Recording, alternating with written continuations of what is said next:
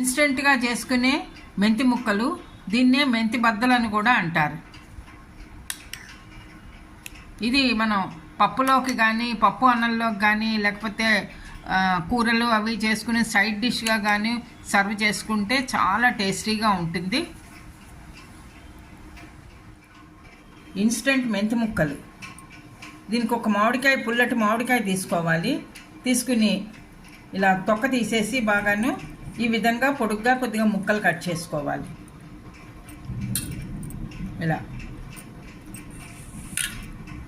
కారానికి ఒక 12 మిరపకాయలు తీసుకున్నాను. ఒక స్పూన్ మెంతులు, కొద్దిగా బెల్లం, ఒక స్పూన్ ఇంగువ, తగినంత ఉప్పు, ఒక స్పూన్ పసుపు, మెంతులు మిరపకాయలు వేయించుకునేందుకు నూనె. ముందరగా ఒక ప్యాన్ పెట్టుకుని కొద్దిగా నూనె వేసుకోవాలి. నూనె వేడెక్కాక తీసుకున్న మెంతులు వేయించుకోవాలి. మిరపకాయలు వేసుకోవాలి. ఇందులోనే వేసుకుని ఇది కూడా నలుపెక్కకుండా, మిరపకాయలు నలుపెక్కకుండా వేయించుకోవాలి. కొద్దిగా ఇలా మిరపకాయ లావుగా అయినట్టు ఉంటుంది. అలా లావుగా అయితే మిరపకాయ వేగినట్టు. వేగాయి, మిరపకాయలు వేగాయి. ఇది తీసి చల్లారి పెట్టుకోవాలి.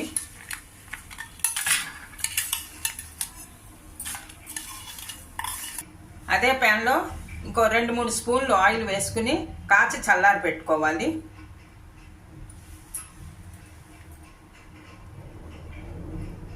నూనె కాగింది. ఇందులోనే ఒక స్పూను ఇంగు వేసుకోవాలి. ఇంగు వేసుకుని ఇలా కాచి రెడీ పెట్టుకుని ఉంచుకోవాలి. మరీ ఎక్కువ మాడిపోకుండా ఇంగు కూడా తీసి ఇలా ఉంచుకుని చల్లారి పెట్టుకోవాలి. నూనె, మిరపకాయలు మెంతులు చల్లారాయి. ఇది ఒక మిక్సీ జార్లో వేసుకుని మెత్తగా పౌడర్ చేసుకోవాలి.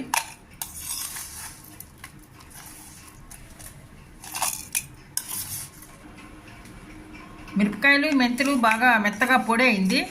ఈ పొడి ఇందులో మిక్స్ చేసుకోవాలి. ముక్కల్లోనూ, మామిడికాయ ముక్కల్లో.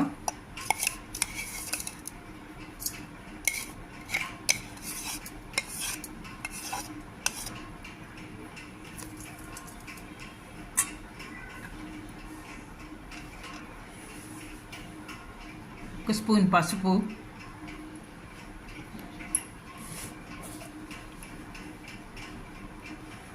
తగినంత ఉప్పు,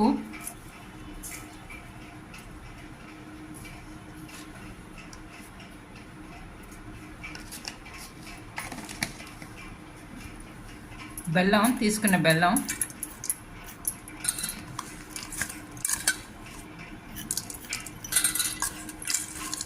బాగా మిక్స్ చేసుకోవాలి.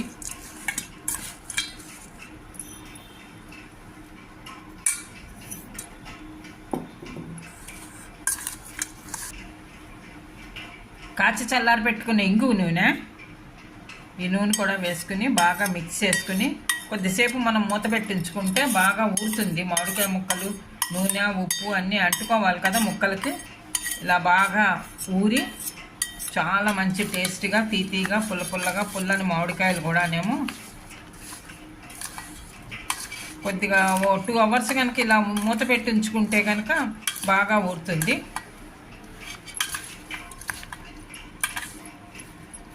రెడీ అయింది మెంతి ముక్కలు.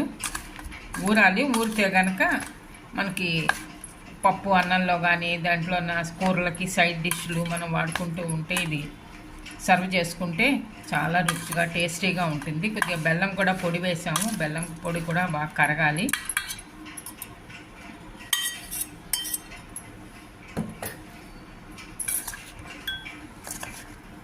ఇలా ఓ గాజు బౌల్లో పెట్టుకుని మనం మూత పెట్టుకుని ఉంచుకుంటే కనుక 1 వీక్ దాకా మనం వాడుకోవచ్చు.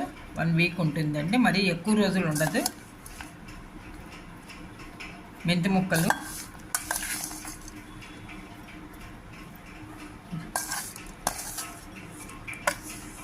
ఇన్స్టెంట్గా చేసుకునే ఇలా మెంతి ముక్కలు రెడీ అయింది.